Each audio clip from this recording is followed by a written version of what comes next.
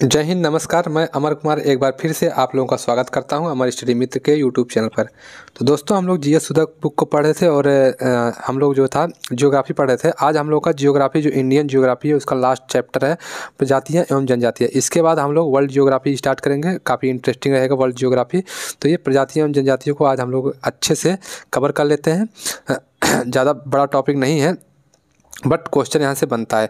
और काफ़ी ज़्यादा प्रजातियाँ जनजातियाँ हैं, ऐसे ऐसे नाम हैं कि नाम तक याद नहीं होता। तो आप लोग इसको रट रट के किसी भी तरीके से, मेरे भाई मेरे दोस्त, किसी भी तरीके से इसको रट रट के आप लोग याद कर लीजिएगा, ठीक है। आइए देखते हैं, स्टार्ट करते हैं हमारा टॉपिक प्रजातियाँ एवं जनजातियाँ, ठीक है। तो सबसे पहले भारत की प्रजातियाँ, ठीक है। रेसेस ऑफ इंडिया क्या दिया गया कि भूगोलवेत्ताओं का मानना है कि भारत में आने वाली सबसे पहली प्रजाति निग्रो है, निग्रिटो जिसको कहते हैं। इसके बाद क्रमशः प्रोटो ऑस्ट्रेलाइड एवं भूमध्य सागरीय प्रजातियों का आगमन हुआ तथा सबसे अंत में नार्डिक प्रजाति का आगमन हुआ था। कौन सा सबसे पहले निग्रो प्रजाति आई थी, उसके बाद प्रोटो ऑस्ट्रेलाइड आए थे, उसके बाद भूमध्य सागरीय एवं नार्डिक प्रजाति का आगमन सबसे अंत में हुआ था, ठीक है। आगे बढ़ते हैं।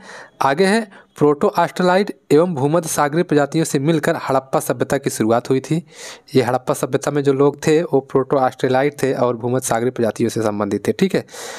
प्राप्त साक्ष्यों के आधार पर हड़प्पा काल में सामान्यतः 4 प्रकार की प्रजातियों का अस्तित्व देखने को मिला है: प्रोटो ऑस्ट्रेलाइड, भूमध्य सागरीय, अल्पाइन और मंगोलाइड, ठीक है। ये 4 प्रकार के, इसको याद रखिएगा, प्रोटो ऑस्ट्रेलाइड, भूमध्य सागरीय, अल्पाइन और मंगोलाइड, ठीक है। आगे बढ़ते हैं। वर्ष 1931 की जनगणना रिपोर्ट पर आधारित डॉक्टर बीएस गुहा ने भारतीय उपमहाद्वीप की मानव जनसंख्या को 6 मुख्य प्रजातियों में विभक्त किया है: निग्रिटो जिसको निग्रो या निग्रिटो कहते हैं, आद्य ऑस्ट्रेलाइड, प्रोटो ऑस्ट्रेलाइड या मंगोलाइड, भूमध्य सागरीय, चौड़े सिर वाले पाश्चात्य लघु शीर्ष प्रजाति या नार्डिक। ये जो है 6 प्रकार से प्रजातियों को विभक्त किया गया था। किसके द्वारा? 1931 का एक जनगणना रिपोर्ट था जिसको किसने किया था? डॉक्टर बीएस गुहा ने कहा था, ठीक है। आगे देखते हैं। ये आप लोग देख सकते हैं, चित्र देख सकते हैं। ये चित्र किसका है? ये जो है जनजाति समूह से संबंधित लोगों के चित्र हैं, आप लोग इसको देख सकते हैं, ठीक है बच्चों। आगे है युवा गृह, डॉर्मिट्री, ठीक है। ये क्या होता है? जनजातियों में विद्यमान शैक्षणिक संस्था को युवा गृह कहते हैं, जिसके सदस्य अविवाहित युवक या युवतियां होते हैं। ये शैक्षणिक संस्थान होते हैं, ठीक है। यह एक ऐसा शिक्षा केंद्र है जिसमें अनौपचारिक माध्यम से शिक्षा प्रदान किया जाता है। शिक्षा 2 तरह का होता है, एक औपचारिक तरीके से, एक अनौपचारिक तरीके से। औपचारिक शिक्षा जो होती है उसमें आपको स्कूल में एक टाइम टेबल, एक पाठ्यचर्या के अनुसार आप लोगों को सिलेबस के अकॉर्डिंग उसमें शिक्षा दी जाती है, उसको औपचारिक। उसमें आपको डिग्री भी मिलती है, आप लोगों को डिग्री मिलती है, आप लोगों को हर तरह के, मतलब कहने मतलब एक सिस्टमेटिक ढंग से आप लोगों को शिक्षा दी जाती है। औपचारिक शिक्षा होती है। एक अनौपचारिक होती है, आप जैसे उसमें किसी जैसे आप सड़क पे जा रहे हैं, कोई आपको मिला, आपको कोई ज्ञान की बात बताएगा, ये अनौपचारिक शिक्षा हो गई। तो इस तरीके से तो जो ये शिक्षा केंद्र होते हैं युवा गृह, ये अनौपचारिक शिक्षा केंद्र का माध्यम होते हैं, ठीक है। अब विभिन्न जातियों के बारे में बात करते हैं। अनुसूचित जाति नाम निकल के आता है। अनुसूचित जाति एससी शेड्यूल कास्ट शब्द संविधान में परिभाषित नहीं है। इसका उल्लेख भारतीय संविधान के अनुच्छेद 341 में किया गया है। किस में किया गया है? तो आर्टिकल 341 में किया गया है।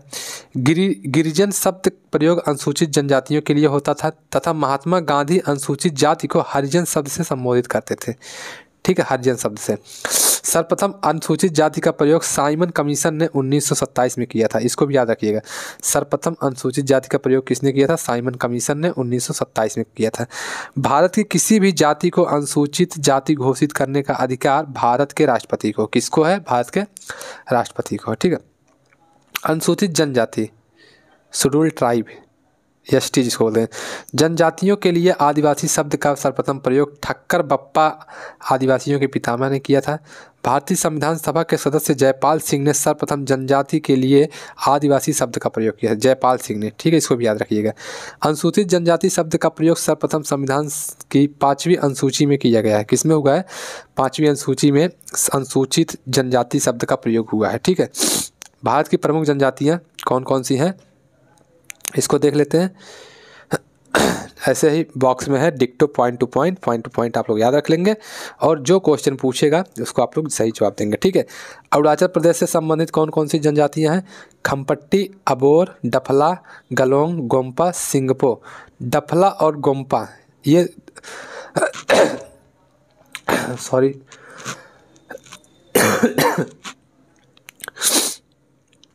डफला और खोम्बा जो है ये पूछा गया है। बिहार में देखते हैं तो असुर, बैगा, बंजारा, बिरहोर, बेदिया, बंजारा, बैगा ये सब बिहार के महत्वपूर्ण हैं। ठीक है, छत्तीसगढ़ में अगरिया, बैगा, भरिया, भूमिया, कोरबा, भील, पटेलिया, भुजिया। पूरा तो याद नहीं होगा, जो इम्पोर्टेंट है जैसे अगरिया आ चुका है, भूमिया आया है, बैगा आया है, भील भी इम्पोर्टेंट है, भुजिया तो नहीं लगता, मतलब ये इम्पोर्टेंट है। ठीक है, गोवा की बात करें, गोवा में है गौड़ा, कुनबी, बिलिप्स और धनगर। असम की बात करें, असम में चकमा, दिमासा, गारो देखिए गारो कहाँ का है? असम का है।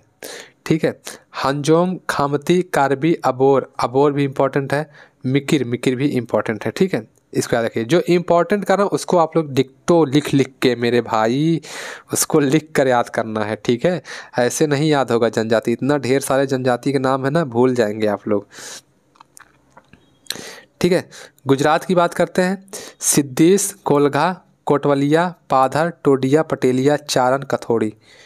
ठीक है, हिमाचल प्रदेश में गद्दी इम्पोर्टेंट है, गुज्जर भी इम्पोर्टेंट है, लाहौल, पंगवाला, किन्नौरी, बकरयाल ये भी इम्पोर्टेंट है, हट्टी ये भी इम्पोर्टेंट है। ठीक है, कर्नाटक की बात करें, हक्की पिक्की कहाँ की है? कर्नाटक की है। जेनु, कुरु, टोडा, चेंचू, खोया, कोंडा। ठीक है, पता नहीं कौन कौन सा नाम है। आगे चलते हैं, केरल की बात करेंगे, केरल में कडार, इरूला, कनिक्कर, कोरागा, पनिया, पुलयायन, कुरुम्बा यहाँ का इम्पोर्टेंट है, पनिया इम्पोर्टेंट है। ठीक है, मध्य प्रदेश में भील इम्पोर्टेंट है, बैगा भी इम्पोर्टेंट है, बिरहोर, गोंड इम्पोर्टेंट है, कोल इम्पोर्टेंट है और सहारिया इम्पोर्टेंट है। मध्य प्रदेश का ये इम्पोर्टेंट है, सहारिया कई बार पूछा गया। मणिपुर की बात करें तो मणिपुर में कुकी, अंगामी, मिजो, पुरुम, मिजो। ठीक है, मेघालय का गारो, खासी, जयंतिया, मिजोरम का लाखेर, पाओ, मिजो, चकमा, लुसाई, कुकी। ठीक है, आगे बढ़ते हैं, नागालैंड में, नागालैंड का है कचारी, कुकी, नागा, अंगामी, जिलिंगयांग। उड़ीसा का है बैगा इम्पोर्टेंट है, बंजारा इम्पोर्टेंट है, संथाल इम्पोर्टेंट है। ठीक है, पंजाब में गद्दी, स्वाल, भाट इम्पोर्टेंट है और गद्दी भी। सिक्किम का लेप्चा, थिम्बू, भूटिया सिक्किम का भूटिया काफ़ी इंपॉर्टेंट है, एग्जाम में पूछा गया है। तमिलनाडु का टोडा, कडार, अडयान, कोगारा, कुरुम्बा तमिलनाडु का पूछा गया है। ठीक है, इरूला भी पूछा गया है, याद रखिएगा। तेलंगाना की बात करें, तेलंगाना का अंध, भील इंपॉर्टेंट है, चेंचू, खोंड, कोटिया, कोया, एरुकुलस। ठीक है, त्रिपुरा में है लुसाई, मोग, हलम, खासिया, जमनिया, रियांग, चकमा। लुसाई, मोंग, हलम, खसिया, जमनिया, रियांग। ठीक है, उत्तर प्रदेश का है बुक्सा, थारू, महागीर, सोरका, खरवार और राजी। थारू यहाँ का इंपॉर्टेंट ज़्यादा, बुक्सा भी इंपॉर्टेंट है, थारू यहाँ सबसे ज़्यादा उत्तर प्रदेश में पाई जाती है जनजाति। ठीक है, सर्वाधिक थारू पाई जाती है उत्तर प्रदेश में। झारखंड में संथाल, असुर, बैगा, बंजारा, मुंडा और संथाल। ठीक है, ये झारखंड का इंपॉर्टेंट है। उत्तराखंड का भोटिया, जौनसारी, राजी तीनों इंपॉर्टेंट है। पश्चिम बंगाल का होस, कोरा, मुंडा, संथाल, लेप्चा, बैगा। आप लोग देख रहे होंगे ना कई चीज़ें, मतलब जैसे बैगा, बंजारा, संथाल ये सब कई जगह देखने को मिलता है। ठीक है, तो कॉमन भी होता है ना, कई जगह ऐसे ऐसे चीज़ें होती हैं। जैसे संथाल देख रहे होंगे झारखंड में भी है, पश्चिम बंगाल में भी है। ठीक है, ज़्यादा क्वेश्चन नहीं बनता है, ज़्यादा परेशान मत होइएगा, याद पढ़ लीजिएगा, एक बार याद कर लीजिएगा। अंडमान व निकोबार द्वीप समूह में अंडमानी, चेरियार, जारवा, सेंटलीस, सोमपेंस, होंगे, ये तीनों इंपॉर्टेंट हैं। दादरा नगर हवेली में धोड़िया, दुबला, सिद्धि, वर्ली, कोकला नायक, ये सब आया ही नहीं है कभी। जम्मू कश्मीर में गुज्जर, भरवर, बकरवार, डोकरपा, गारा, डोगरा। महाराष्ट्र में भील, गोंड, भींडगोल इंपॉर्टेंट है, कोली, बैगा, कामर, खोंडा, कोरकू। ठीक है, राजस्थान में मीड़ा इंपॉर्टेंट है, भील, गरसिया, सहारिया इंपॉर्टेंट है। रावत भी इम्पोर्टेंट है। लद्दाख की बात करें, लद्दाखी, बतेबोटो, ब्रोकापा, ड्रोकापा, सिन चांगपा। ठीक है। उसके बाद लक्षद्वीप में अमीनी दीव, कोया, मनसिन और मेलाचेरिस। अमीनी दीव, कोया, मालमिस और मेलाचेरिस। पुडुचेरी की बात करें, इरुलर।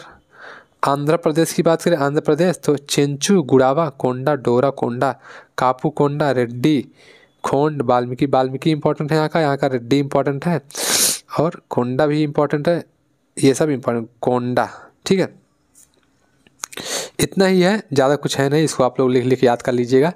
2-3 बार पढ़ेंगे, याद होगा तो याद होगा, नहीं तो यहाँ से क्वेश्चन ज़्यादा पूछता नहीं है। वो भी तो है ना, अगर कोई चीज़ छूट जाता है आप लोग कमेंट करते हैं आप छोड़ दिए हैं, ऐसा वैसा छोड़ के चल रहे हैं। तो ठीक है, पूरा करा रहा हूँ तो पूरा आप लोग करिए भी, याद करिए। तो कल से जो है वर्ल्ड जियोग्राफी स्टार्ट हो जाएगा। वर्ल्ड जियोग्राफी काफ़ी इंटरेस्टिंग लगेगा पढ़ने में। हम लोग सौरमंडल, ब्रह्मांड, ये सब पढ़ेंगे, पृथ्वी, अच्छा लगेगा। तो मिलते हैं कल, तब तक के लिए बाय बाय। और लाइक कर दीजिएगा, ठीक है, लाइक कर दीजिएगा, शेयर कर दीजिएगा और जो लोग नए आए हैं सब्सक्राइब कर दीजिएगा। ठीक है भाई, मिलते हैं कल, तब तक के लिए बाय बाय, टेक केयर।